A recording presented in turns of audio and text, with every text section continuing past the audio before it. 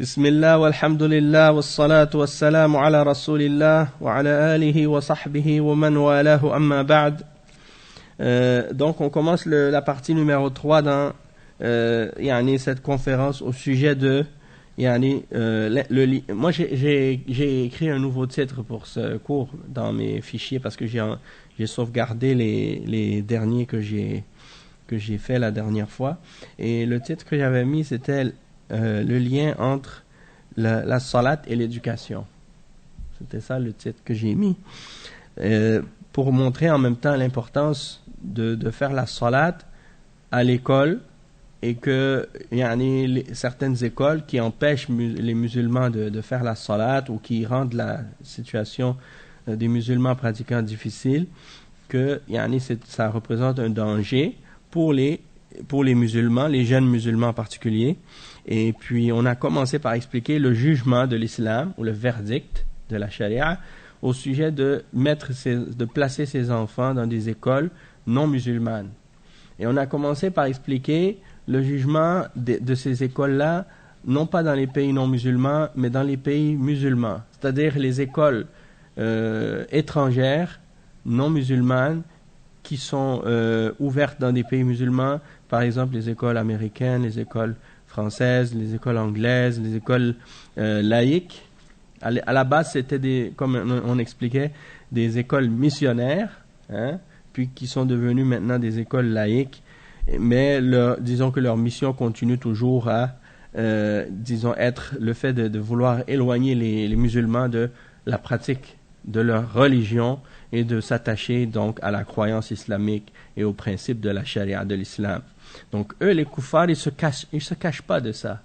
Ils se cachent pas du fait que ils veulent que les musulmans cessent de croire en la charia et de pratiquer la charia et de la mettre en application. Et ils se cachent pas du fait qu'ils veulent que les femmes musulmanes cessent de porter le voile, qu'elles cessent de porter le djilbab, le niqab. Ils considèrent que c'est un signe d'oppression et ainsi de suite. Donc c'est comme ça qu'ils l'interprètent, et ils veulent imposer cette interprétation-là aux musulmans, aux femmes musulmanes et aux musulmans en général. Et ils veulent également appeler les musulmans à accepter leurs principes, leurs idéaux, leurs valeurs et leurs dogmes à propos de la société, à propos de la politique, à propos de l'économie, à propos de la vie en général. D'accord? Donc ils veulent dénaturer les musulmans et les séparer de leur religion, sans toutefois leur dire qu'ils sont en opposition avec leur religion. C'est-à-dire, tu peux te dire musulman, tu peux continuer à te dire musulman, mais en réalité, tu n'as plus rien qui reste en toi de musulman dans la croyance. C'est seulement, disons, des choses que tu répètes, mais sans vraiment avoir la conviction dans tes fondements et dans tes principes, et sans le mettre en pratique. Donc on continue dans la lecture de la parole de Cheikh As-Sa'di, Abdurrahman As-Sa'di, dans son texte qu'il a écrit au sujet des écoles étrangères qui sont dans les pays musulmans. Et j'avais mentionné au dernier cours le titre de ce texte-là. Et c'était نصيحة مختصرة في الحث على التمسك بالدين والتحذير من المدارس الأجنبية. Donc une nasiha résumée pour inciter les musulmans à rester accrochés et cramponnés à leur religion, et la mise en garde contre les écoles étrangères. Donc là où on était rendu, le Cheikh Sa'di, il dit وَهَذَا مُشَاهَدٌ فَإِنَّكَ تَجِدُ كَثِيرًا مِمَّنْ يَتَخَرَّجُونَ مِنَ الْمَدَارِسِ الْأَجْنَبِيَّةِ المؤسسة على الدعوة لدينهم عندهم من الكبر واحتقار غيرهم حتى آبائهم ومن يجب عليهم احترامه، ويزعمون أنهم عرفوا ما لم يعرفوا وأنهم أهل المعرفة والعلم وغيرهم أهل الجهل والأمية، وهم مع ذلك أجهل الخلق بعلوم الدين وبالعلوم النافعة التي ترفع أهلها في الدنيا والآخرة. كما قال تعالى يرفع الله الذين آمنوا منكم والذين أوتوا العلم درجات فأخبر تعالى أن الرفعة الحقيقية في الدنيا والآخرة هي لمن جمع بين العلم والإيمان الصحيح فهؤلاء الآباء الذين وضعوا أولادهم في المدارس الأجنبية قد خسروا دينهم ودنياهم ولا بد أن يجدوا بعض جزائهم في الدنيا قبل الآخرة فويل لهم من الجهتين ويل لهم مما أهملوهم وضيعوهم من علوم الدين وأخلاقه وأعماله وويل لهم من جنايتهم الكبرى إذ وضعوهم بين يدي أعداء الدين يلقون عليهم ما يريدون وعليكم السلام ورحمة الله حتى أخرجوهم من الدين فما ظنك بطفل أو ضعيف البصيرة أو سلمت إذ سلمت أهله إذ سلمت أهله ووضعوه بين يدي معلم قد علمت عداوته للدين وحرصه الشديد إلى الدعوة إلى مذهبه وإلحاده والحامل لوليه على هذا ضعف الدين وضعف البصيرة والجهل الشديد ويظن بجهله أنه بذلك ينال المراتب الدنيوية والوظائف الراقية وهذا جهل واضح جهل فاضح فإن المراتب الدنيوية والرياسات لا تتوقف على التعاليم بهذه المدارس وكثيرا ما تكون حائلا عن ذلك كما كانت حائلا عن الدين. Donc on va traduire cette partie, après on va continuer Inch'Allah. Donc le cheikh il explique ici, il dit tu trouves que beaucoup de gens qui sont gradués de ces écoles, qui sortent de ces écoles étrangères, qui sont basées sur l'idée d'appeler à leur religion. Et le cheikh il dit ici qu'ils appellent à leur religion, alors qu'en réalité c'est pas nécessairement aujourd'hui à leur religion qu'ils appellent. C'est vrai que par exemple il y a des écoles catholiques, il y a des écoles protestantes, il y a des écoles laïques. Donc même celles qui sont catholiques ou qui sont par exemple protestantes ou chrétiennes, elles n'enseignent pas nécessairement la religion aux enfants musulmans dans ces écoles-là. Elles ne vont pas imposer aux enfants musulmans d'apprendre leur religion, sauf que c'est certain qu'il y aura une certaine influence quand même s'ils n'enseignent pas la religion, mais il y aura quand même une transmission de certaines valeurs, ou d'une certaine culture, ou d'une certaine mentalité, ou d'une certaine façon de voir le monde. Et ça, c'est des choses qui sont inculquées à l'enfant, même si il continue à se dire musulman. D'accord ?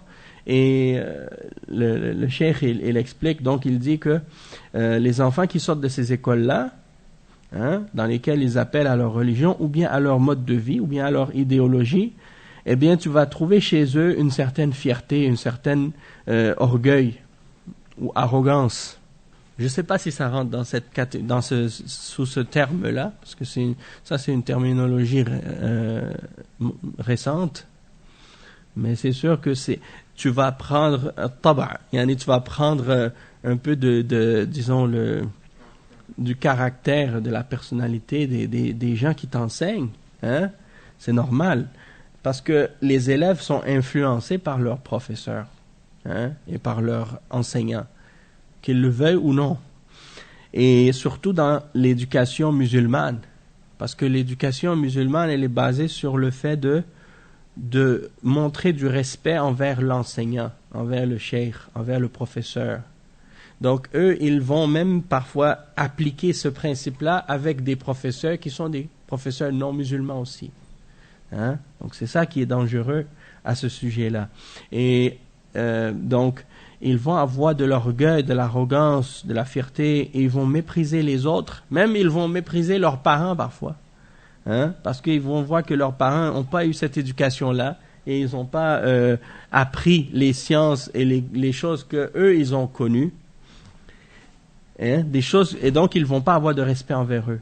Ils ne vont pas avoir de respect envers les gens, même que c'est une obligation pour eux de les respecter.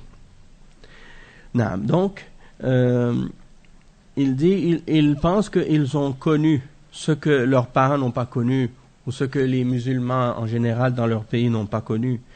Même ils vont penser qu'ils sont parmi les gens de la science et de la connaissance, et que ce sont eux qui comprennent, alors que les autres sont des ignorants ou des illettrés. Donc ils se voient haut et ils voient le reste des gens en dessous d'eux, bas. Et en réalité, le cheikh il dit, eux sont parmi les plus ignorantes des créatures au sujet des sciences de la religion et des sciences bénéfiques qui élèvent ceux qui possèdent cette science-là dans ce bas monde et dans l'au-delà. Comme Allah Azza wa Jal dit dans le verset 11 dans Surat Al-Mujadala, que Allah Azza wa Jal élève ceux d'entre vous qui ont cru et qui font des bonnes œuvres en degrés. Donc ceux qui ont fait des bonnes œuvres et qui ont reçu la science, il les élève en degrés. Alors Allah Azza wa Jal, il nous informe dans ce verset-là que la réelle élévation dans ce bas monde et dans l'au-delà est uniquement pour celui qui a réuni entre la connaissance de l'islam, la foi authentique. Donc la connaissance de l'islam et la foi authentique. Donc il dit فَهَؤُلَاءِ الْآبَاءِ.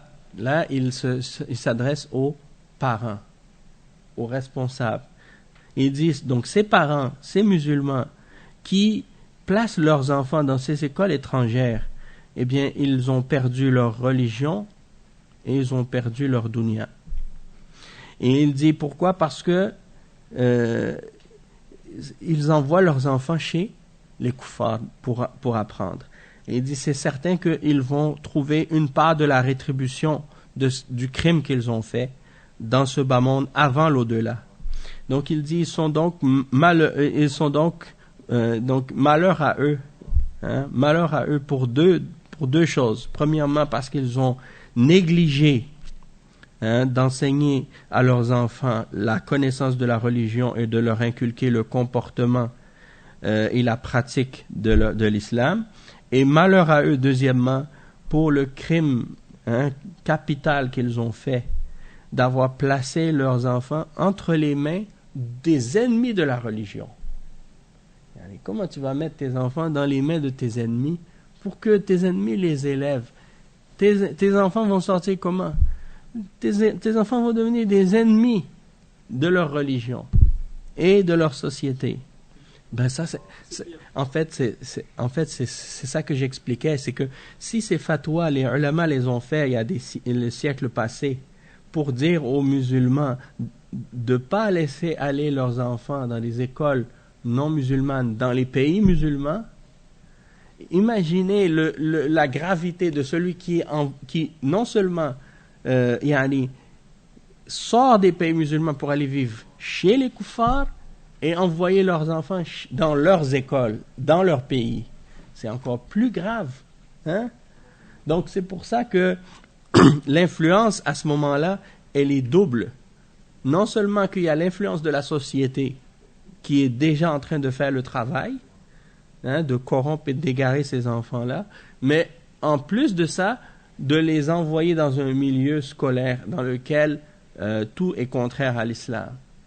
Alors là, c'est encore pire. Et ça, je dis dans des écoles comme par exemple au Canada où en principe, tu as la liberté de pratiquer ta religion et ils te laissent faire ta salat à l'école. Ils vont pas t'embêter. Si tu veux prier, ils vont te laisser prier. Et ça, c'est ici.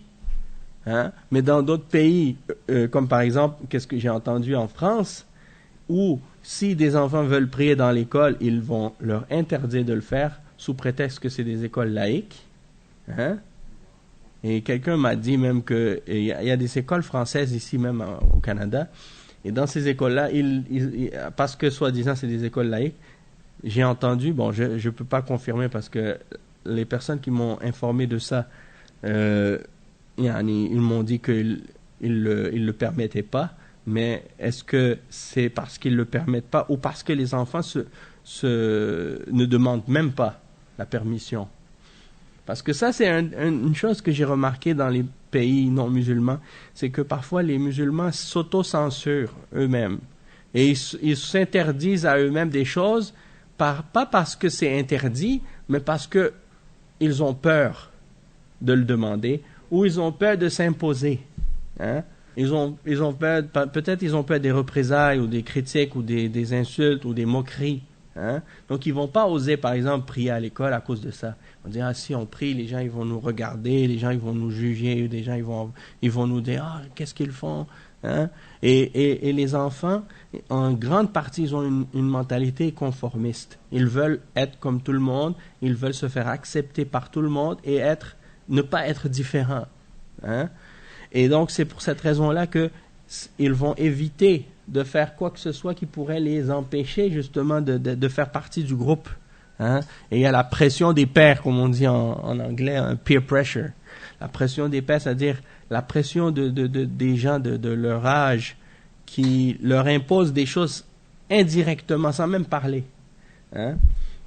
Comme si quand tout le monde est d'accord pour quelque chose ou aime quelque chose, puis toi, tu es là, puis tu es avec le groupe, tu veux faire partie du groupe, donc tu vas dire que tu l'aimes toi aussi, juste pour te faire accepter, même si au fond de toi-même tu l'aimes pas réellement. Parce que ça, c'est à cause parfois du manque de personnalité, la faiblesse de personnalité, de caractère. Hein? La personne, elle veut toujours avoir l'approbation des autres dans tout ce qu'elle fait. Elle veut, d'une certaine façon, elle dépend des autres. Alors que la personne qui est indépendante et qui est pas conformiste, dans le sens que ça lui dérange, ça lui est égal que les gens soient satisfaits ou non de qu'est-ce qu'elle fait. Et ça, en réalité, c'est le musulman. Le musulman, qu'est-ce qu'il regarde? C'est l'agrément d'Allah. Et qu'est-ce qui satisfait Allah? Si Allah est satisfait de quelque chose, alors c'est ça qui est important pour lui, même si ça déplaît à tout le monde. Et si quelque chose déplaît à Allah, eh bien, c'est ça qui est important pour lui, il va s'en écarter. Même si ça déplaît, même si c'est quelque chose qui plaît à tout le monde, et que tout le monde veut que tu le fasses, si tu sais que ça déplaît à Allah, tu vas pas le faire, même si ça dérange tout le monde. Donc, le mu'min, sa référence et l'objectif, hein, l'objet de son agrément, c'est Allah Azza wa Jal seulement, pas les créatures. Donc ça, d'apprendre ça, c'est une tarbiya. En fait, ça c'est un autre sujet, c'est un autre problème. Ça fait partie du sujet, mais c'est pas ce problème-là. C'est-à-dire, comme par exemple, là on est en train d'expliquer que le musulman ne doit pas envoyer ses enfants dans une école chrétienne ou juive ou laïque ou catholique ou protestante. Il doit envoyer ses enfants dans des écoles musulmanes. En principe, toutes les écoles musulmanes devraient adhérer aux principes de l'islam. Le problème, c'est que on voit qu'il y a un décalage entre les principes de l'islam et l'enseignement de l'islam et qu'est-ce qui est suivi comme programme d'éducation dans certains pays musulmans. Alors, c'est certain que s'il n'y en a pas d'école qui respecte les principes ou qui enseigne selon les principes de l'islam, alors on est devant, disons, un problème. Et là, pour trouver des solutions à ce problème-là, ça c'est une autre étape, c'est un autre niveau. Tu comprends? Mais c'est certain que s'il n'y en a pas, c'est obligatoire pour les musulmans de faire en sorte de travailler pour qu'il y en ait. D'accord? Parce que c'est une responsabilité, c'est un fard kifaya. Hein? Fard kifaya, c'est-à-dire qu'il faut qu'il y en ait, et s'il n'y en a pas, c'est une obligation pour tous les musulmans de travailler ensemble pour faire en sorte qu'il y en ait. Et si ils ne le font pas, alors dans ce cas-là, ils ont tous une part du péché, hein, du fait qu'il n'y en a pas. Mais je sais qu'il y en a, dans certains pays musulmans, il y en a des écoles musulmanes et des écoles qui enseignent les principes de l'islam et qui enseignent les sciences en général, mais qui respectent les principes de la religion musulmane, sauf que des fois c'est des écoles privées. Dans les pays musulmans, c'est sûr que ça c'est encore plus obligatoire, mais dans les pays non musulmans, comme j'expliquais au dernier cours, il y a certaines écoles qui sont musulmanes, mais ces écoles-là, sont parfois des écoles qui sont tenues par des individus qui ne sont pas nécessairement eux-mêmes sur l'islam authentique, c'est-à-dire qu'ils suivent toutes sortes de bid'a, où ils ont des tendances d'appartenir à des groupes ou à des hizbiyin. Donc il y a des écoles, des fois c'est des écoles shia, ou des écoles des ahbash, ou des écoles des ikhwan. Donc et puis derrière l'intention, c'est pas toujours d'établir l'islam réellement, c'est plus économique, tu vois. Donc le respect des règles de l'islam est pas si important que ça, malheureusement. Et tu vois que par exemple, les écoles musulmanes sont mixtes, alors qu'en principe, dans l'islam, les garçons et les filles doivent être dans des écoles séparées ou bien dans des classes séparées. Les garçons et les filles ne doivent pas être ensemble. Mais ça, ils ne l'appliquent pas. Pourquoi? Donc ça, c'est pour expliquer comment parfois ces écoles-là se disent musulmanes, mais elles ont que le nom. Hein? Elles ont que le nom de musulmans. En réalité, elles appliquent pas les principes de l'islam en réalité. Et c'est sûr que s'il y a des écoles musulmanes dans des pays non musulmans, ça c'est sûr que c'est quelque chose qui est un bien. On va pas critiquer ça. Au contraire, on souhaiterait qu'il y en ait le plus possible, même que dans certains pays non musulmans, ça devient une obligation pour qu'il y ait des écoles musulmanes. Comme par exemple en France, si tu dis que les enfants musulmans dans les écoles en France ne peuvent pas faire la salat, eh bien là, ça devient obligatoire pour les parents musulmans de faire en sorte qu'il y ait des écoles musulmanes pour qu'ils envoient leurs enfants dans des écoles où ils vont pouvoir faire la salat. Hein? Parce que s'ils ne peuvent pas faire la salat, là, alors ça devient interdit pour eux d'aller dans ces écoles-là. C'est comme si par exemple, je disais ça souvent comme exemple à des gens, je disais, imagine que à l'école, quand tu vas, il y a un homme qui est à la porte ou une femme avec une boîte et il te donne chaque jour un morceau de porc. Et il te dit, si tu veux rentrer, si tu veux étudier ici, chaque jour tu dois accepter de manger du porc. Sinon on ne te laisse pas rentrer. Est-ce que tu vas accepter chaque jour d'aller à l'école dans ce cas-là? Tu vas dire non. Eh bien, de ne pas faire la salat, c'est beaucoup plus grave que de manger du porc. Donc toi, tu acceptes tous les jours de rentrer dans l'école et tu acceptes de ne pas faire la salat. Et si je te disais, est-ce que tu vas accepter de manger du porc tous les jours pour aller à l'école? Tu vas dire non, je ne vais pas y aller parce que le porc c'est haram. Mais de ne pas faire la salat, c'est beaucoup plus grave comme haram que de manger du porc. Hein? Donc tout ça pour dire, les gens, des fois c'est une question de concept, ils n'ont pas compris le principe de l'islam. Et à cause de ça, ils vont donner à certains péchés plus d'importance qu'à d'autres, mais sans comprendre que parfois il y a des péchés qui sont plus graves que d'autres. Et de ne pas faire la salat, c'est beaucoup plus grave que de manger du porc, de boire de l'alcool, de faire le zina ou même de tuer. Hein? Pourquoi? Parce que la salat, c'est le deuxième pilier de l'islam. Tout de suite après la ilaha illallah. Et en plus, la salat, c'est une adoration qui est obligatoire 5 fois par jour. Donc ça veut dire que c'est pas comme le ramadan, par exemple, qui est 1 fois par année seulement, ou bien la zakat, ou bien le hajj que tu fais 1 fois dans ta vie. Hein? Salat, c'est chaque jour 5 fois. Donc ça veut dire que tu peux pas t'en échapper. Tu peux pas dire, par exemple, tous les jours, je vais pas prier à l'école. Quand c'est l'heure de la salat, je vais pas prier. Hein? C'est comme si tu te mets d'accord pour dire que tu vas désobéir à Allah tous les jours. Ça, c'est pas permis. Non. En fait, c'est que le fait que par exemple, l'homosexualité se propage dans certains milieux lorsque, par exemple, il n'y a pas de mixité, ça n'a rien à voir avec le fait que l'école soit pas mixte. Ça a un rapport avec les maladies qu'il y a dans le cœur des jeunes.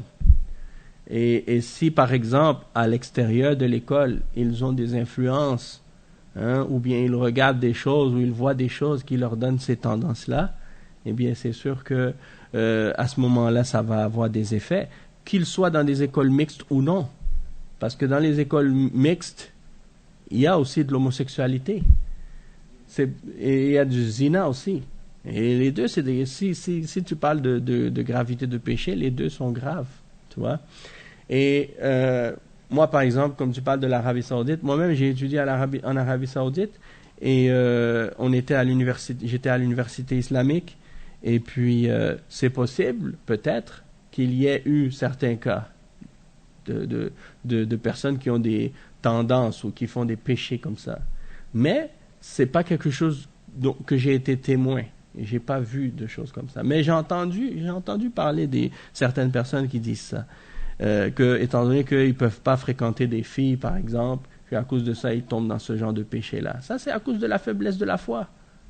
Hein? Parce que ici, ils sont capables de se fréquenter, les garçons et les filles.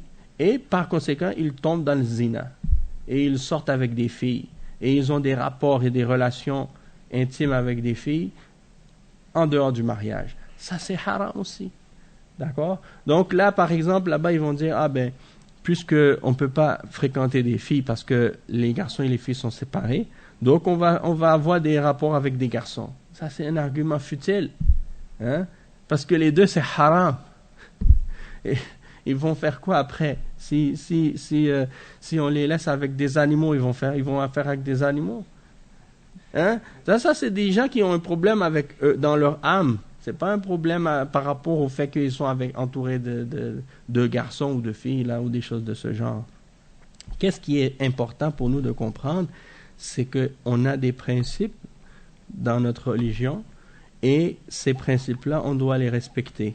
Et une fois qu'on les a respectés, si par exemple on voit que certaines personnes parmi les musulmans ont des faiblesses dans le comportement ou sont tentés par des choses illicites, eh bien là c'est le temps d'aborder ces sujets-là et d'expliquer aux musulmans le danger de ces choses-là, puis la gravité du péché que ça représente.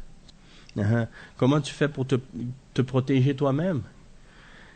Bon, moi, disons que j'ai grandi ici, moi aussi. Je suis né ici, en réalité. Donc, je peux te dire que dans cette société, premièrement, la première chose, la plus importante, pour te protéger toi-même, dans ta foi et dans ta religion, quand je me suis converti, j'avais 16 ans, j'étais au secondaire. Et je peux dire que par la grâce d'Allah Azza wa Jal, même avant l'islam, Allah m'a protégé de beaucoup de choses. Allah m'a protégé de beaucoup de péchés avant l'islam même. Hein? Et je peux dire qu'une des choses qui va faire en sorte que tu puisses être protégé, justement, c'est de, premièrement, toujours demander à Allah Azza wa Jal de te guider, et de t'aider, de te protéger. Ça, c'est la première chose, ta relation avec Allah. Et ensuite, une chose très importante aussi, bien choisir tes amis et tes compagnons. Parce que, comme le prophète sallallahu alayhi wa sallam, il dit « Al-mar'u ala dini khalilihi » la personne sera sur la religion de son meilleur ami. Donc, si tu n'as pas des bons amis musulmans qui craignent Allah, eh bien, ils vont t'appeler à des péchés et tu risques de vouloir les suivre parce que ce sont tes amis. فَلْيَنْظُرْ أَيُّكُمْ مَنْ يُخَالِلْ. Faites attention à qui vous prenez comme ami.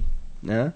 Et de rester toujours ferme sur tes principes et sur ce que tu crois au fond de toi-même. C'est-à-dire, peu importe qu'est-ce que les autres pensent.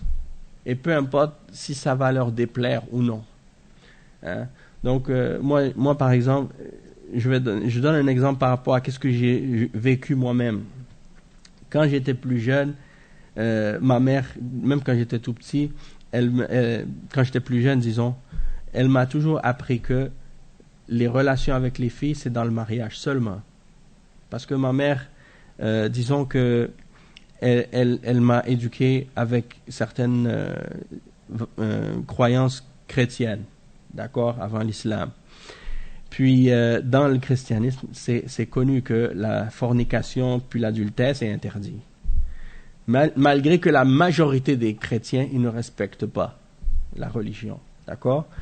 Donc ça, c'est des choses que j'avais toujours gardées. Et je me rappelle à l'époque où, quand j'étais avec mes amis, ils se moquaient de moi à cause de ça. Ils m'ont dit, ah mais comment ça? Toi, tu sors pas avec des filles, mais pourquoi? Tu veux rester comme ça? Tu veux devenir un prêtre? Hein? Et moi je les laissais parce que ça me touchait pas en réalité, qu'est-ce qu'ils disaient. Mais moi, je leur disais, écoutez, ça, c'est comme ça que je pense, et c'est comme ça qui est bien, parce que ça, c'est la religion, c'est comme ça. Et puis, quand je suis devenu musulman, ben ça s'est confirmé encore plus, parce que les principes de l'islam sont encore plus stricts et encore plus clairs sur ces sujets-là. D'accord? Et ça, c'est juste des exemples. Après que je sois devenu musulman, le fait que, par exemple, on prend ses distances de certaines choses, de certaines personnes. Quand il y a des situations, aussi l'importance de prendre position lorsqu'on doit défendre la vérité. Et qu'on voit quelque chose qui est faux ou qui est contraire à la vérité, de pas avoir peur de se prononcer, puis de dire ouvertement qu'est-ce qu'on en pense. De défendre ce qui est vrai et de condamner ce qui est faux. Même si ça déplaît aux gens. Et ça, c'est une chose qui est difficile à faire parce que on n'aime pas se mettre de l'avant ou on n'aime pas s'exposer à la critique. Et je me rappelle, par exemple, quand j'étais, par exemple, en classe, dans les cours à l'école, on avait un cours qui s'appelait FPS, et, formation personnelle et sociale. Il y avait un cours notre cours, ça s'appelait, comment ça s'appelait en tout cas, ils faisaient des cours d'éducation sexuelle, puis des trucs comme ça. Puis, quand ils parlaient d'homosexualité, eux, ils encourageaient ça. Ils encourageaient le fait d'utiliser des préservatifs. Ils disaient, ouais, il faut, quand un garçon et une fille veut faire des trucs, ils doivent mettre des préservatifs et tout ça. Donc, moi, je disais, ça, c'est pas correct. Hein? Et à l'époque, j'étais dans une école catholique. Parce que la commission scolaire, c'était une commission scolaire catholique. J'ai dit, je m'excuse, mais ici, c'est supposé d'être une école catholique. Et d'après ce que je sais, dans la religion catholique, on ne doit pas encourager les gens à faire la fornication et l'adultère, mais on devrait plutôt leur apprendre la chasteté. Hein? Donc, c'est sûr que là, toute la classe était choquée puis dérangée par ça. Et quand il parlait d'homosexualité, je disais non, ça c'est pas normal, c'est pas correct. Et là, toute la classe commence à me dire non, qu'est-ce que tu dis là? Pourquoi tu dis que c'est pas normal? Ça c'est l'amour, blablabla. Donc le zina c'est l'amour, l'homosexualité c'est l'amour, toute la perversité ils disent c'est l'amour. Hein? Une fois on avait un professeur, je me rappelle c'était en géographie, je pense que j'étais en secondaire 3, et tout le monde dans l'école disait cette femme-là, c'est une femme, en fait, qui est devenue un homme. Non, c'était un homme qui est devenu une femme, pardon. Elle a fait un changement de sexe. Alors, en fait, tout le monde disait ça, mais moi, je ne m'intéressais pas à savoir ces choses-là, tu vois. C'était pas important pour moi. Mais un jour, dans la classe, il y a des élèves qui ont posé la question. Et lui ont demandé, est-ce que c'est vrai? Les gens disent ça, est-ce que c'est vrai? Alors, le prof a commencé à expliquer toute son histoire. Comment elle a changé de sexe, comment elle était un homme, puis qu'elle est devenue une femme. Alors, moi, on était là, on écoutait son histoire, elle racontait tous les détails de son cheminement, puis comment elle a fait le changement de sexe. Et à la fin, je lui ai posé la question, je lui ai dit... Et j'étais pas musulman encore. J'étais pas encore converti à l'islam. En secondaire 3, j'étais pas musulman. Et je lui ai dit, et qu'est-ce que vous pensez que Dieu pense de qu'est-ce que vous avez fait? Qu'est-ce que vous pensez que la position qu'est-ce que Dieu dit de qu'est-ce que vous avez fait de changer votre sexe? Et là, toute la classe qui ont dit, mais ça n'a pas rapport avec Dieu, ça n'a pas rapport avec la religion, mais qu'est-ce que tu racontes? Hein? Pourquoi? Parce que pour ces gens-là, la vie que tu vis et les décisions que tu prends et tout ce que tu fais et les choix, ça n'a aucun rapport avec ta croyance ou avec ta foi ou bien ta religion, parce qu'ils ont séparé la vie de tout, en fait, avec la laïcité et les croyances de ce genre. C'est-à-dire que les gens peuvent vivre comme ils veulent et faire ce qu'ils veulent, et puis à la fin, finalement, il n'y a rien qui compte. Hein? Et en tout cas, moi j'ai posé cette question-là juste pour comprendre, parce que je me disais, mais comment quelqu'un peut penser comme ça, dire, moi je veux changer de sexe, je me sens femme, alors je veux devenir une femme. Comment tu fais pour savoir que tu te sens femme? Comment tu fais pour savoir comment une femme se sent pour que tu dises que tu te sens femme, alors que toi, tu es un homme? Hein? Ça fait pas de sens. Et une autre fois, ils ont ramené un gars qui avait attrapé le sida, et il est venu devant la classe pour donner un témoignage et pour expliquer aux élèves le danger de certaines choses.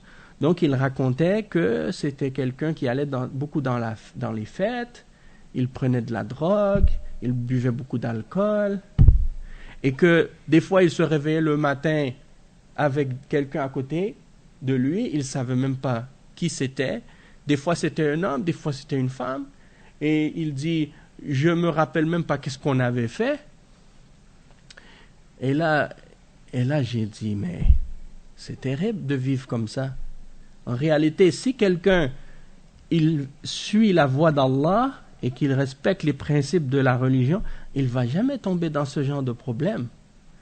Mais quand les gens vivent dans l'ignorance et dans les passions et les désirs et qu'ils suivent juste leurs envies comme des animaux, ben, le résultat, c'est ça. Hein? La drogue, l'alcool et tout. Donc, c'est pour ça, combien de parents musulmans qui sont venus vivre ici, en Occident, dans les pays européens ou ici, qui ont des grands espoirs pour eux-mêmes et pour leur famille et pour leurs enfants en disant « Je veux protéger ou sécuriser l'avenir de mes enfants. » Et quand ils sont venus ici, ils ont espéré que leurs enfants allaient se diriger dans les hautes études, allaient devenir médecins, avocats ou bien je ne sais pas quoi, ingénieurs ou dentistes. Hein? Puis finalement, ces enfants-là, ils n'ont aucun désir, aucune envie de faire ce genre d'études-là. Ça leur intéresse pas du tout. Ou bien, des fois, c'est pas ces enfants-là, ils n'aiment pas nécessairement les études. Ou ils sont pas nécessairement bons à l'école. Donc, ils n'arrivent pas à avoir les notes nécessaires pour atteindre ces niveaux-là. Donc, qu'est-ce qui arrive? Le résultat, parfois, certains, ils rencontrent des mauvais amis, des mauvaises personnes. Ils finissent dans la drogue, ils finissent dans les péchés ou toutes sortes de choses. Et puis, ils n'ont pas profité ni de la dunya, ni de rien de l'akhira, parce qu'ils ne connaissent pas leur religion, ils sont ignorants. Hein. Ils peuvent même s'ils voudraient être pratiquants, même s'ils voudraient se réformer, se changer, ils ne peuvent pas. J'étais imam sur Jean Talon, la mosquée sur Jean Talon est, je pense, 17e, et il y a un père de famille qui est venu me voir une fois, un musulman. Il est venu me voir, il m'a dit, il faut que tu viennes parler avec mon fils. Je comprends pas, il veut plus aller à l'école, il veut plus rien faire. Hein? Il prend de la drogue et tout et tout. Alors, il m'amène chez lui. Alors, je m'en vais. Il habitait dans un coin à Laval. Et c'est un beau coin. C'est toutes des maisons, c'est résidentiel, hein? Beau quartier propre, comme on dit. Toutes des maisons, là, une à côté de l'autre. Ça paraît que c'est des gens de niveau moyenne, hein? Comme on dit. C'est-à-dire, c'est pas des riches et c'est pas des pauvres. C'est des familles, niveau moyen, moyen en tout cas, revenu moyen. En tout cas, j'ai dit à moi-même, j'ai dit, mais ces gens-là, ils ont tout. Ils ont tout ce qu'ils ont de besoin. Ces enfants-là, ils ont la nourriture, ils ont une maison, un toit. Ils peuvent, s'ils veulent, leurs parents leur donnent les études. Hein, ils payent les études pour eux. Ils ont tout ce qu'il leur faut. Et même, ils sont dans un beau quartier avec des belles maisons. Mais elle est où la mosquée? Hein? La mosquée, elle est loin. Et en même temps, est-ce qu'il y a l'éducation religieuse à la maison? Il n'y a pas d'éducation religieuse. Les parents, la seule chose qu'ils disent, ils me disent, moi, qu'est-ce qui est important? C'est que soit il va à l'école ou soit il travaille. En fait, le problème qu'il avait avec son fils, C'est pas que son fils, il fait pas la salat, il fait pas ses obligations, il essaie pas de s'approfondir dans sa foi, non. Son problème avec son fils, c'était juste des questions matérielles et des questions dunya. Il va pas à l'école et il travaille pas. Mais moi, j'étais comme ça, puis je regardais la situation, puis je me disais, mais subhanallah, probablement que le père lui-même, il fait pas la salat. Hein? Et la société, la vie, comment la famille, elle vit pas une vie qui aide l'enfant à s'épanouir spirituellement. Donc, qu'est-ce qu'il va avoir comme résultat? Tu peux tout avoir dans la dunya. Même si tu as toute la richesse, les biens, l'argent, les belles voitures, hein, tout ce que tu désires, mais si tu n'as pas la foi, tu vas toujours avoir un vide à l'intérieur de toi-même. Ça, c'est obligatoire. Et c'est ça, en fait, ces enfants-là, ils ont un vide intérieur. Et donc, ils cherchent à remplir ce vide-là avec des divertissements, avec de la drogue, avec la fumée de cannabis, des choses comme ça, des jeux vidéo, la musique, tous les divertissements, pour les détourner, en fait, des choses réelles. Alors, c'est ça la question, en fait. C'est de savoir, est-ce que vraiment, pour avoir une bonne vie et pour être de bons musulmans, et qu'on a compris réellement le but de notre existence sur terre, comme Allah dit dans le Coran, وَمَا خَلَقْتُ الْجِنَّ وَالْإِنسَ إِلَّا لِيَعْبُدُونَ. Je n'ai créé les djinns et les hommes que pour qu'ils m'adorent. Si tu as compris ça, et que tu dois tout faire dans ta vie pour te préparer au jour où tu vas être debout devant Allah, et que tu auras des comptes à rendre pour chaque mot que tu as prononcé, chaque geste que tu as posé, et tout ce que tu as eu comme intention et croyance dans ton cœur, c'est à ce jour-là que tu dois te préparer fondamentalement. Tout le reste, c'est du remplissage. Donc, est-ce que les parents musulmans qui font ce choix de vie-là, cette décision, est-ce qu'ils ont pris tout ça en considération? Je ne crois pas. Et une fois, j'ai posé à une femme musulmane cette question-là. Elle critiquait certaines de mes positions, certaines de mes opinions religieuses. Je lui ai posé la question, avant de venir ici, avez-vous posé la question à un savant de l'islam, ou à un cheikh, un alim, pour lui demander est-ce que c'est permis de venir? Elle m'a dit, mais je suis un adulte, j'ai pas besoin de demander à quelqu'un où je veux aller ou qu'est-ce que je dois faire. Pourquoi elle pense comme ça? Parce que pour elle, elle se dit, c'est une décision que j'ai prise et ça n'a pas rapport avec la religion. J'ai choisi d'aller vivre quelque part. Mais est-ce que tu vas aller vivre, par exemple, si je te dis, est-ce que tu vas aller t'installer au Libéria, par exemple? Je te dis, il faut aller vivre au Libéria parce que là-bas, là, aujourd'hui, les gens disent, mais pourquoi le Libéria? C'est un pays pauvre, il y a plein de problèmes, instabilité politique et des choses comme ça. D'accord. Donc, toi, tu as choisi de venir au Canada parce qu'il y a le confort, l'argent, la dunya, la stabilité politique, il y a beaucoup de facilités. Mais ça, c'est toutes des choses, c'est seulement pour la dunya. C'est clair. Parce que si le Canada devient un pays pauvre, et que il y a de la misère, et que les gens trouvent même plus rien à manger, et qu'il n'y a plus de travail, qu'il n'y a plus rien, tout le monde va quitter le Canada, ils vont s'en aller ailleurs. Donc, ça, c'est d'un côté, le musulman, il ne va pas juste regarder pour la dunya. Mais en même temps, ça ne veut pas dire qu'il néglige absolument la dunya. Mais il y a d'autres pays musulmans où tu peux vivre de façon honorable, tu peux avoir à manger, avoir un toit, vivre ta religion en harmonie. Tu vas peut-être pas être aussi confortable que ce que tu as ici, mais tu vas être bien quand même. Mais les salafs, subhanallah, comme par exemple Ibn Taymiyyah, je te donne un exemple, il a été emprisonné plusieurs fois parce qu'il défendait la vérité et que parfois ça dérangeait certains mubtadi'a, Donc, il lui faisait des ennuis à chaque fois. Hein? Et il lui donnait des problèmes. Alors, il se faisait arrêter à chaque fois pour des fatwas qu'il a donnés sur des sujets. Et puis, il aurait pu se dire, « Oh, mais ici, là, dans ces pays-là, ils me donnent des problèmes. Je vais aller vivre chez les chrétiens. Hein? Là-bas, je ne vais pas avoir des ennuis. » Il préfère être en prison dans les pays musulmans que d'être libre dans les pays de Kufr. Pourquoi? Parce qu'il connaît la valeur de la foi. Hein? Mais toi, tu te dis, je préfère aller vivre dans les... Déjà, pose-toi la question historiquement et regarde la situation et dis-toi, quand est-ce que les musulmans ont commencé à venir s'installer dans les pays chrétiens et dans les pays non musulmans? Historiquement, quand est-ce que ça a commencé? Après la guerre, ça a commencé bien longtemps après. Et ça, c'est récent dans l'histoire.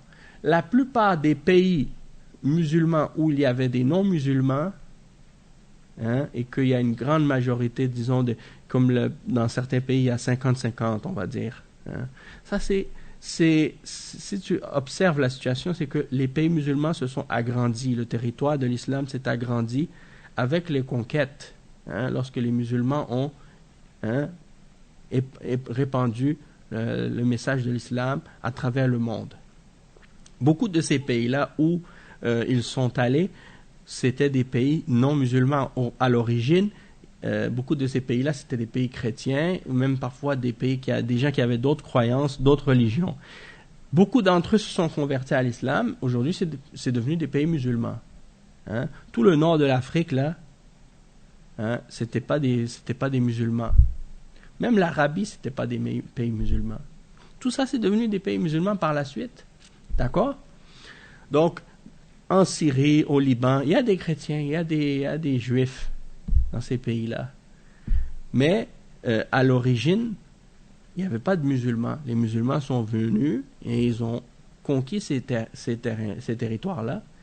Et les musulmans ont dirigé ces pays-là selon les règles de l'islam, avec les communautés chrétiennes et juives qui vivaient là-bas.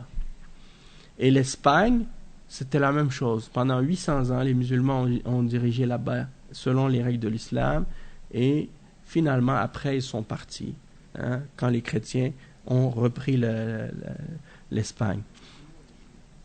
Les juifs et les musulmans et les juifs, oui.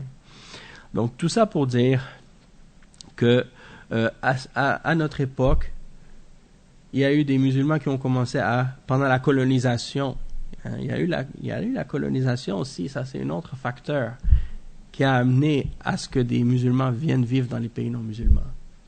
Parce que la colonisation, quand les koufars sont entrés dans les pays musulmans, parce que les musulmans sont devenus faibles, sont devenus divisés, hein, et ils se sont attachés à la dunya, ils ont lâché leurs obligations, eh bien Allah Azza wa Jal les a punis, en faisant en sorte que leurs ennemis puissent venir chez eux pour prendre le contrôle et s'installer chez eux. C'est à partir de ce moment-là que les choses ont commencé à s'inverser. Et c'est là que certains, après ça, quand il y a eu soi-disant les guerres d'indépendance et que certaines colonies ont pris leur indépendance, soi-disant, alors là maintenant, certains ont gardé des attachements avec la métropole, comme on dit, hein? Et ils retournent maintenant.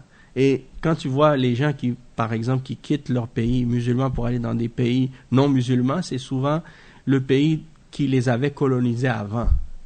Hein? Comme par exemple, les gens qui ont été colonisés par la France, ils vont en France.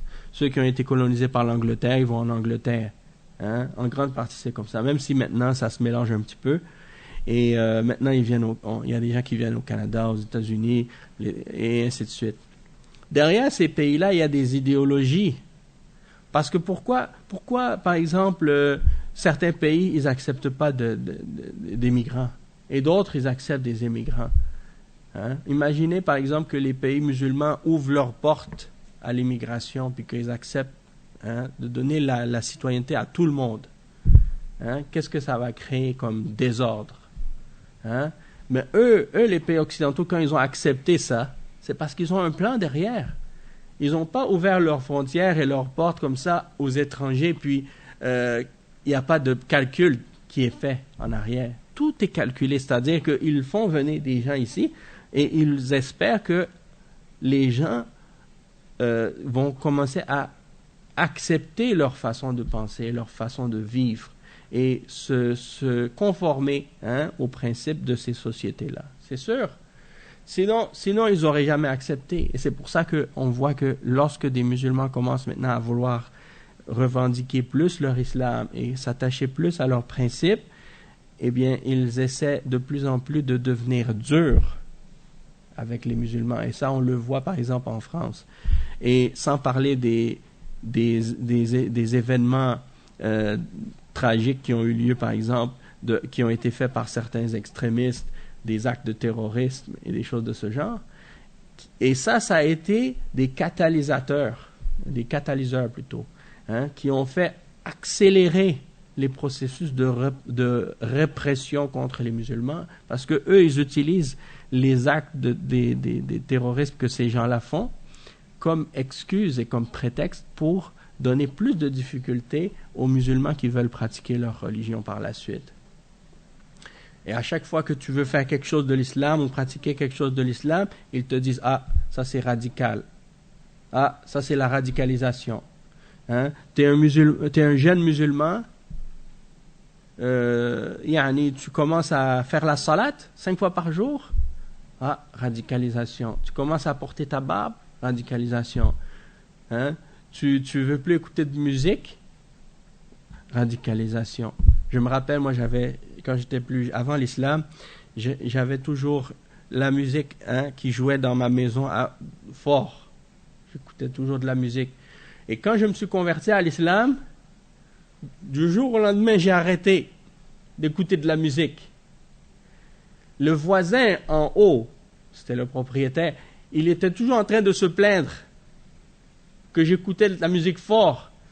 Et quand j'ai cessé d'écouter la musique, il est venu me voir et il a dit « Mais qu'est-ce qui se passe? Comment ça se fait que j'entends plus de musique chez vous? » Et il pensait que j'étais devenu fou. Et c'est là, lui, maintenant, qui commence à mettre de la musique fort chez lui. Alors là, je comprenais plus rien. Mais il y a des gens comme ça. C'est comme, par exemple, il y a des filles qui se sont converties à l'islam. Par exemple, une de mes cousines, qui est devenue musulmane, et lorsqu'elle elle voulait pratiquer l'islam, commencer à porter le hijab, commencer à faire la salat, et sa mère, elle vivait avec un homme à l'époque. Ce gars-là, il lui disait, mais parce que moi je lui ai dit au gars, parce que lui n'était pas content que ma cousine soit convertie. Alors il disait, j'aime pas ça, pourquoi elle devient musulmane, c'est pas une religion qui est bonne parce que ça opprime les femmes, des choses comme ça. Et je lui ai dit, quoi, tu préférerais qu'elle sorte dans les discothèques, qu'elle aille dans les bars, des choses comme ça? Il a dit, bien oui, c'est beaucoup mieux. Là, maintenant, elle va devenir esclave d'un homme. C'est comme ça qu'il a dit. Et donc, c'est comme ça que tu vois que quand les gens n'ont pas la foi, ils voient le mal comme si c'était un bien. Et ils voient le bien comme si c'est un mal. Et qu'est-ce qui fait que quelqu'un, il voit le mal comme étant mal et le bien comme étant bien? C'est seulement avec la foi. Illa man rahim Allah. Parce que chacun, on a une fitra. Et chaque être humain, il est né avec cette fitra. Au fond de lui-même, il sait qu'est-ce qui est bien, qu'est-ce qui est mal. Mais la société, la famille, le contexte social peut corrompre la fitra de quelqu'un. Et l'amener à voir qu'est-ce qui est bien comme étant mal et qu'est-ce qui est mal comme étant bien. Et c'est ça qui se passe malheureusement dans beaucoup de sociétés, dans beaucoup d'entourages. Et quand je dis que c'est mieux d'aller vivre dans un pays musulman, c'est pas pour dire que les sociétés musulmanes sont parfaites. C'est pas ça le but derrière. C'est que c'est un pays musulman. Ça veut dire qu'il y a du travail à faire pour essayer de faire en sorte que les choses deviennent meilleures. Mais c'est pas en vivant chez les étrangers ou chez les autres que tu vas faire du bien à ton pays et que tu vas faire avancer ton peuple et ta nation ou ton pays musulman. Donc, toi, tu es ici, tu jouis de tout ce que les gens ont pu faire pour essayer de faire avancer leur société, puis ta société d'origine, tu la délaisses et tu la critiques. Et tu critiques tout ce qu'il y a là-bas. Ah, là-bas, ils ont pas ci, là-bas, ils ont pas ça, là-bas, ils font ci, là-bas, ils font ça, et eux, ils sont pas bons. Et... Tu vois, il y a beaucoup de musulmans, c'est ça ce qu'ils font seulement. Ils quittent leur pays, ils viennent dans les pays de Kufr, puis là, ils se mettent avec la langue, commencer à juste critiquer et salir leur pays d'origine. Ça, c'est de l'hypocrisie. Et c'est de la lâcheté. Et même, c'est de la trahison d'agir comme ça. Parce que si tu les critiques, toi-même, tu fais partie d'eux. Donc, si tu es en train de dire du mal d'eux, tu dis du mal de toi-même. Et en même temps, si tu dis que toi, tu es ici et qu'eux, ils sont là-bas, eux, ils ne sont pas bons, toi, qu'est-ce que tu fais pour les aider? Qu'est-ce que tu fais pour améliorer la situation? Tu fais rien, sauf battre ta langue, comme on dit, hein, pour les salir encore plus. Devant qui? Devant les ennemis de l'islam. Et les ennemis de l'islam, ils t'applaudissent et ils sont contents de toi parce que tu fais du bon travail pour eux. Tu es un ambassadeur pour leur société. Hein? Donc, les gens, ils sont en train ils réalisent pas la situation et ils réalisent pas la réalité des choses. On est sorti du sujet, malheureusement, mais c'est pas grave parce que c'est toujours, ça a un lien quand même avec le sujet. J'avais juste terminé le passage que j'étais en train d'expliquer hein, dans les paroles de Cheikh Saadi. Et puis après, on arrêtera.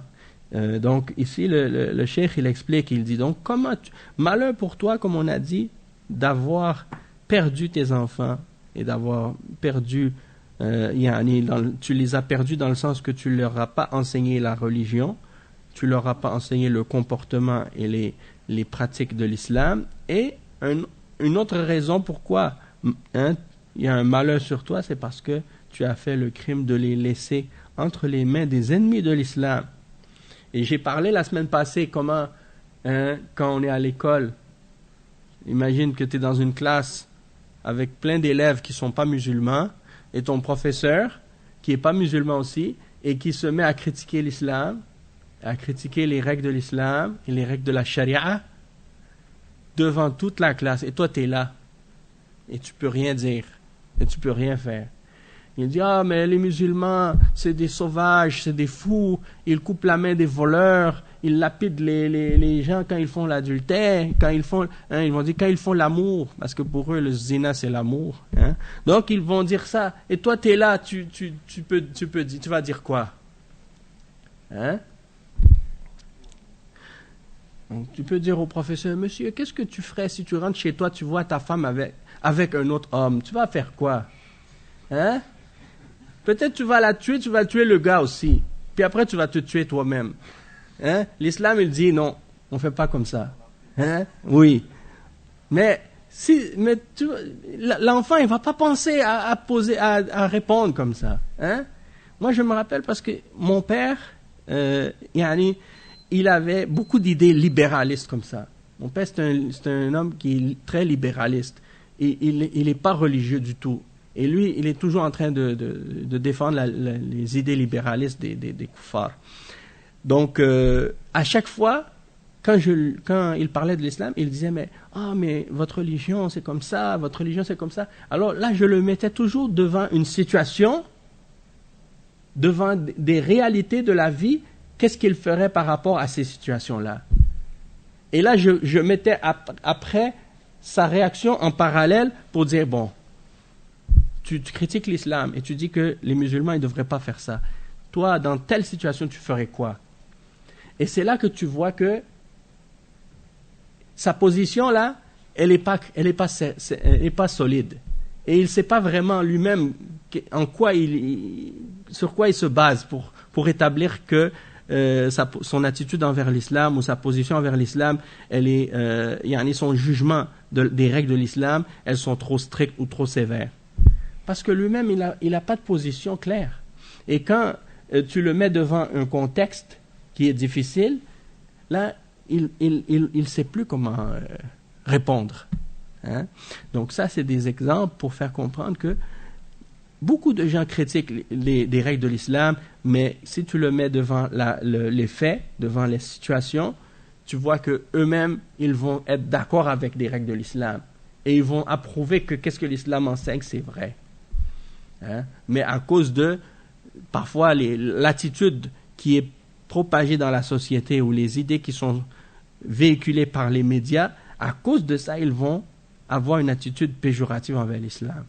Ils vont avoir une attitude négative envers les musulmans et l'islam, justement parce que la façon comment les choses leur sont présentées dans les médias. Souvent, la réalité, elle est déformée. Quand ils parlent de l'islam, ils donnent une partie de la vérité, puis ils cachent l'autre partie. Ils ne te donnent pas toute l'information complète. Hein? Donc, quand tu vois ça, par exemple, la lapidation, hein? Ils te disent, eux, ils pensent que les gens, ils vont attraper une personne qui fait la lapidation, hein? Des citoyens, des gens dans la rue comme ça, ils vont attraper quelqu'un, dire, ah, lui, il a fait le zina. Là, ils vont le prendre, ils vont l'amener en plein milieu de la rue, et là, tout le monde va ramener des roches, et là, tout le monde va commencer à lui lancer ça, puis là, ils vont le tuer comme ça.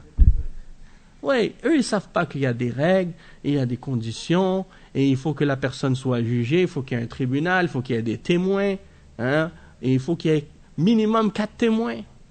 Et il faut qu'ils aient vu l'acte explicitement. C'est pas juste qu'ils pensent avoir vu ou qu'ils ont vu un homme et une femme ensemble. C'est pas suffisant. Il faut vraiment qu'ils aient vu les choses clairement.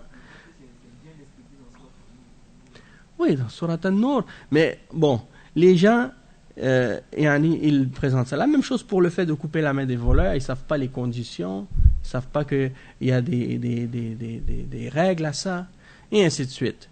Mais eux, c'est pas, leur but, c'est pas d'expliquer. Leur but, c'est de dénigrer.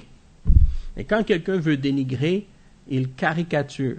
Il fait une caricature de la réalité pour se moquer. D'accord? Parce que c'est pas des gens sincères. Ils sont pas sincères du tout. D'accord? Donc, la réalité, c'est ça. Donc, toi, si tu es un jeune musulman, tu es dans cette classe, tu connais pas ta religion, et tu entends les gens qui se moquent, tu vas avoir honte. Hein, tu vas être gêné. Et même peut-être que tu vas être tellement gêné que tu vas commencer à remettre en question ta croyance et remettre en question même ton attachement à l'islam. Ou bien tu vas commencer à nier. Il y a beaucoup de musulmans, quand ils sont placés devant ce genre d'informations-là, ils ont un réflexe systématique de renier tout. Hein? Vous, un non-musulman, dit, vous, dans votre religion, vous dites ça, hein? Et ils disent, non, c'est pas vrai. Alors que c'est vrai. Hein? Il ne faut pas nier systématiquement, il faut analyser la critique et voir qu'est-ce qui est dit. C'est quoi qui est reproché réellement. Et après ça, regardez dans les textes. Qu'est-ce que les textes disent réellement dans le Coran et dans la Sunna. Et comment le prophète sallallahu alayhi wa sallam l'a clarifié. Comment les sahaba l'ont compris. Comment les ulama l'ont clarifié. Et quelles conditions s'appliquent à l'application de ce principe-là et de ces règles-là. Et ensuite, là, on peut leur dire, voici la réalité sur ce sujet-là. Et voici ce que l'islam dit réellement sur ça. Et vous, qu'est-ce que vous dites? C'est pas du tout la même chose. Mais pour ça, ça prend de la science. Et celui qui n'a pas de science, il n'est pas capable de faire ça. Hein? Donc c'est ça le malheur, en fait. Et donc c'est pour ça. Et donc il dit, tu les jettes, hein? Et tu envoies tes enfants chez ces gens-là, ils leur enseignent ce qu'ils veulent et ils veulent même les faire sortir de leur religion.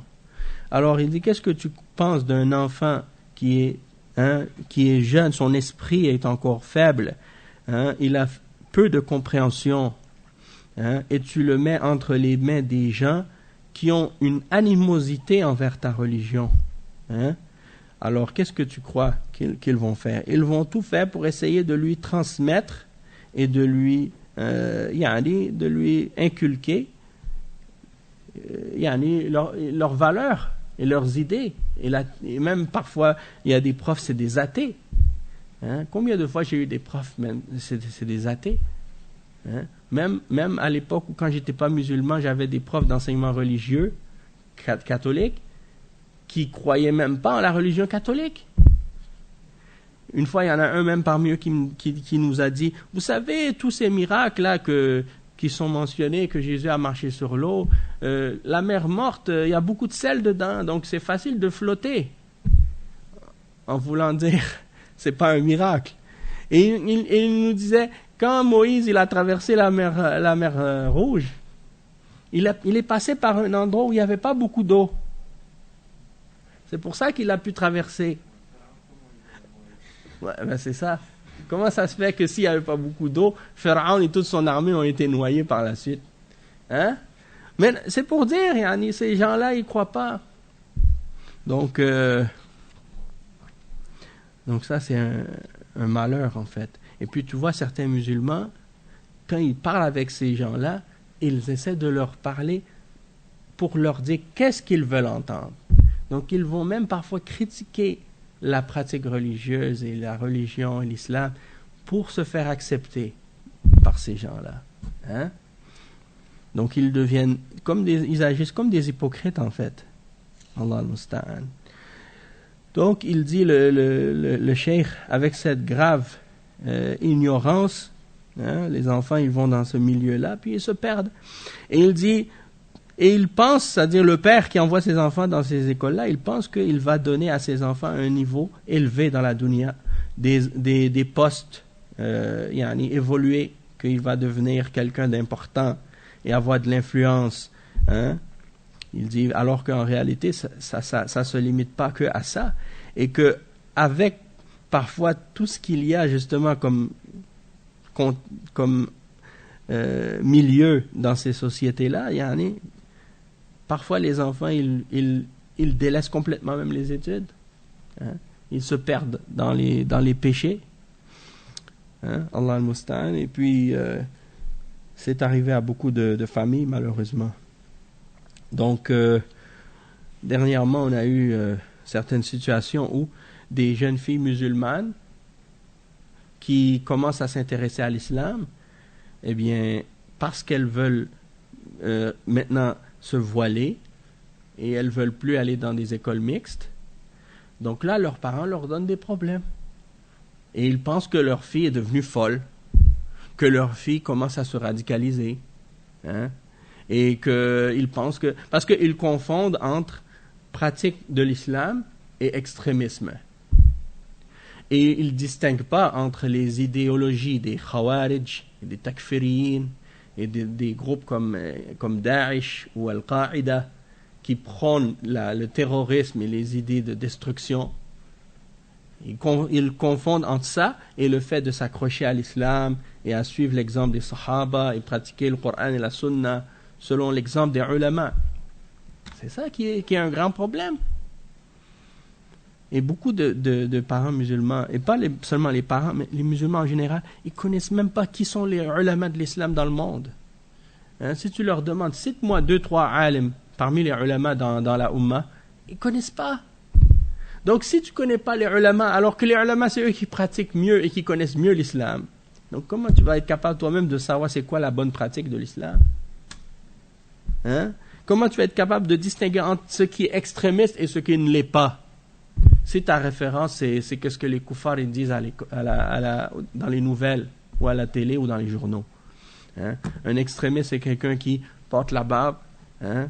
Qui porte le qamis, il ne se mélange pas avec les femmes, il n'écoute pas de musique, il fait les prières 5 fois par jour, il ne mange pas de porc, il ne boit pas d'alcool. Ça, c'est un extrémiste. C'est quelqu'un qui est radical. Ajib. Alors que ça, c'est le minimum, c'est des pratiques minimum de l'islam. Hein? Donc, qu'est-ce qu'il dirait des pieux parmi les grands ulama et les grands... Hein? Et à propos, qu'est-ce qu'il dirait en regardant le prophète Mohammed sallallahu alayhi wa sallam et les sahaba? Donc, c'est ça notre référence. Tu veux savoir c'est quoi un musulman modéré? Regarde le prophète Mohammed sallallahu alayhi wa sallam. Regarde Abu Bakr, Omar, Uthman, Ali. Ça, c'est des musulmans modérés, radiyallahu anhum. Si quelqu'un il essaie de dépasser l'exemple de qu'est-ce que les sahaba ont fait, qu'est-ce que le prophète sallallahu alayhi wa sallam suivait, et il ramène des choses que le prophète sallallahu alayhi wa sallam et Abu Bakr et Omar ils faisaient pas, alors là tu vas dire oui, ça c'est de l'extrémisme. Mais si c'est des gens qui veulent dire on va finalement faire ce qu'on veut, tout est halal et puis il n'y a pas rien de haram, puis la seule chose que tu dois faire c'est que tu ne dois pas manger de porc. Si tu manges pas de porc, tu vas aller au paradis. Le reste, c'est pas grave. Oui, il y a beaucoup de musulmans ici, c'est ça. C'est-à-dire, tu veux être un bon musulman, mange pas de porc. Le reste, c'est pas grave. Même si tu fais pas la salade. Assallallahu al-afiyah. Donc, on doit revoir tout ça. Il y a beaucoup de choses à expliquer. Et, Inch'Allah, on va y revenir. On n'avance pas vite. Je pense qu'on va arriver à peut-être 30 ou 40 cours. L'important, c'est que on en tire un bienfait et que ça nous amène à s'améliorer dans notre foi, dans notre religion, Inch'Allah. C'est ça l'important. Et puis que Allah Azza wa Jal nous aide à voir plus clair dans la réalité. Parce qu'il y a tellement de choses dans ce monde actuel qui nous embrouillent, les choses. Qui nous embrouillent dans notre compréhension, qui nous embrouillent dans notre façon de voir les choses. Et on est parfois un peu confus dans tout ça. On a besoin de la lumière de l'islam, la lumière du Coran, la lumière de la Sunna pour nous aider à bien juger et bien analyser et bien comprendre. Et parfois, on a un manque de connaissances. On est obligé de revenir aux ulama pour nous expliquer, pour nous aider à mieux comprendre.